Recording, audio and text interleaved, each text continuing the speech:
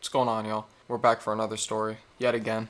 I'm recording this right after recording my last story video. I'm not sure when this one's going up, but I'm doing it in advance for once. So, this is gonna be a college party story. I loved my high school parties, but I love the college parties. I've only made 2 videos so far on my high school parties, but I haven't touched on college yet. It wasn't at my college. I traveled to one of my friends' colleges, like 45 minutes away or so. We all rode up in Alex's dad's van, the same one that got us to Vermont. This is where it pays to like know the lore of my videos and know the names, because I'm gonna try and use the same ones if I can remember. So Alex was whipping us all up. This time it was a Halloween party. I remember we all kind of dressed up a little bit. I just got a skeleton mask and I wore a fucking denim jacket and joggers, and I had Yeezys that I just got, brand fucking new, off my friend Ned from the other stories. He actually sold them to me. I'm wearing them right now, actually. Fucking weird. I don't give a fuck who's racist and who's not. I'm not here to fucking support anybody. I'm just here to wear the shoes, you know? Enough said on that. This mask that I brought was pretty cool. I fucked with it because it had a jaw part that was like a separate piece. So when I opened my mouth, the jaw would open on the mask and close. So I could drink with the mask on. And this party's pretty fucking live. The people that owned this house used to throw fucking bangers. There were a couple times when people would come that we didn't know, like a big group of people, and we had to kick them out. I'll talk about that in another video. So it's lit, we're fucking listening to music, we're talking to people, mingling. We get to drinking, I start with the shots at the fucking kitchen counter. That's always the spot for the fucking shots, is the kitchen counter. The dude who owns the spot that we're chilling at, who I know, I used to kick it with him when I lived, oh my god, when I lived back in my hometown. We were literally like, we had to be under 10 hanging out together at my neighbor's house across the street. And we were reminiscing about that, talking like, oh, blah, blah, blah, what happened to so-and-so? The dude in my 100th video that I mentioned, the guy that got arrested and who is out now, that was my neighbor that he was friends with, and that's how I met him, is I was hanging out with the dude that got arrested. And we were just talking about how crazy that shit is, that the dude got locked up. Anyways, we were on the topic of getting locked up, and he goes, yeah, bro, I'm partying tonight because my brother's getting out. And I was like, oh shit, really? And I'm not a judgy person, dude. So I wasn't like, oh, your brother went to jail? Like, I'm not going all white on him. I just like, I was like, holy shit. You know what? I can drink to that. I'll take a shot to that right now. I'm fucking happy for you. And he was like, hell yeah, blah, blah, blah, blah. And after we took the shot, I was like, getting it down. And he goes, and yeah, he'll be here soon. And I could just hear like the record scratch. Oh, I just hit my fucking mic. I could hear the record scratch in my fucking brain. It was just like, he's coming here? Like, fresh out. Like, he's gonna be here. I'm not tweaking now, but I'm a little bit on edge. Just a little bit. Only because, you gotta think, in jail it's not that fucking nice. You can't be a nice person. I wouldn't know, but I'm assuming. He might still be in that mode. He was in his cell last night. Like, he's fresh the fuck out. Nevertheless, I was still happy for him. I mean, he was super happy that night. He's a good dude. He let him post up for the night there. The party goes on. Eventually he shows up. It gets fucking loud when he shows up. The two brothers are happy to see each other, you know. And then he gets to mingling with all of us, and he's a little bit older than us. And he's a little bit intense. He's just a little bit, like, expressive. And he's having a good time. He's getting fucking smashed. And we're just chilling in the dude's room, the landlord. The guy that owns it. I should give him a name. We're gonna call him Sean. We're chilling in Sean's room. That was the spot to chong out. Most of the time when we would party at Sean's house, we would be in his room towards the end of the night when everybody leaves, and we'll just chill in there until like 5 in the morning when he's like, alright guys, I can't smoke myself to sleep, so I'm gonna have to put myself to bed. Y'all gotta go out in the living room or something. And it's like, okay, yeah, fair enough.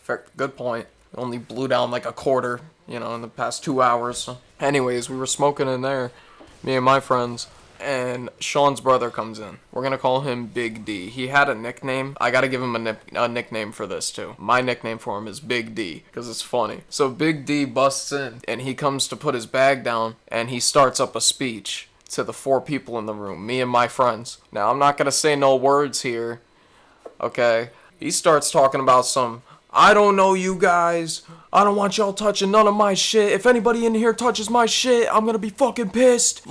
And that was the biggest mindfuck of all time to me. I sat there and I was just staring off into space like, you're worried about me taking your shit. I couldn't believe it. I actually couldn't fucking believe it. After he left the room, of course, because I'm a pussy, I leaned over to my friends and because it was Halloween.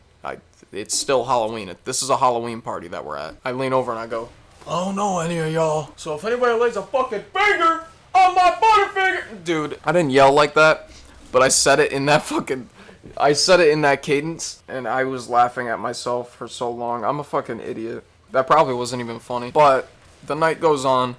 We get hungry. Everybody gets hungry at the party.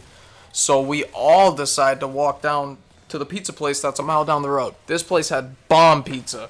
Maybe it was just because everybody in there was always smashed. Like, everybody in there was blasted. Maybe even the workers. I couldn't notice because I was always, like, gone. They make a lot of money in that town. We pull up there, everybody pretty much from the party, and it's mobbed. There's got to be, like, 50-something people in there. It literally looks like a mosh pit.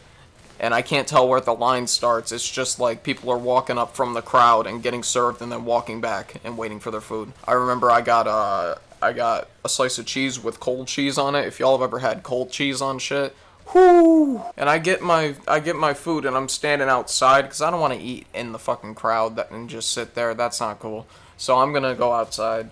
There's a cop across the street, parked. Big D, who just got out of jail, is walking on the sidewalk across from the cop car. He points over there, not gonna say the word, but he says, yo, these words can suck my shit from the back. Loud as fuck. My heart sank, I almost shit my pants. The fucking pizza I just ate. They didn't hear it though.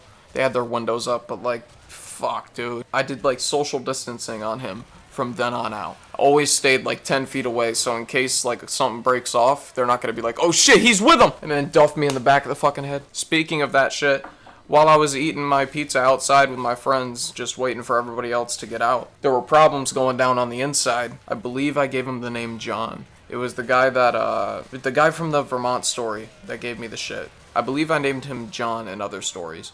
John was in there, still waiting in line for his food, or waiting in crowd, and Sean and his brother, the guy who just got out of jail, were in the crowd, and he was talking all this shit to people in the crowd, and John is just looking over his shoulder like, bro, don't do this right fucking next to me. And he was getting fucking rowdy, and there's like fucking 50 people in there. There's a cop outside. Like, what the fuck's going on right now? I guess it calmed down or whatever, because nothing came of it. I didn't hear an uproar or fucking anything, like a bunch of screaming. The cop sirens didn't go off. We went back with the rest of the party after this. Turns out that Sean and them got served last pretty much out of everybody that was at that house, because he came back and he was so tight, not actually mad, but he was like, guys, my brother's trying to fight the whole fucking pizzeria and you're not there, like, where the fuck were you? And I kind of laughed. I was like, dude, I don't fucking know. I don't know what to tell you. When I got back to the crib, I knew I was staying for good.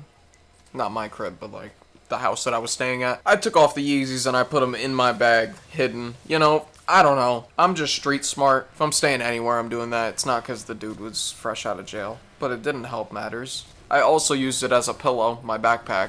Nobody was getting them shits off me. But yeah, we were laying down after that. Just trying not to throw up because we drank way more than we should have. I was just laying there with fucking heartburn on the living room floor under the coffee table, just fucking... and just trying to sleep. And while we're just laying there, Sean creeps into the fucking living room and he goes, who's up? And Michael, it's so fitting that I named him Michael way back when. He was awake just laying on his back. I was on my side. As soon as Sean said, who's up? He fucking rises. He does the Michael Myers sit up. And Sean goes, I like that. I like that. And we went and we smoked for a couple hours like I said earlier. When I walked past where, Big D was sleeping. Dude was sleeping in a pencil position, like as if he was still in prison. That was interesting. But yeah, I woke up on the floor, got up, we fucking cleared out, went to Dunkin' and made the 45-minute trip home, and then I fucking napped hard. I don't drink usually, but like at parties, I like to just, you know, that usually results in me taking a day the next day in the healing chamber. I'm just rambling now. The story's basically over. The dude didn't steal anything. He didn't fuck any of us up. It was a successful night, partying with a prisoner. I hope y'all enjoyed. Yeah, that's it. Peace out. Like, subscribe, all that.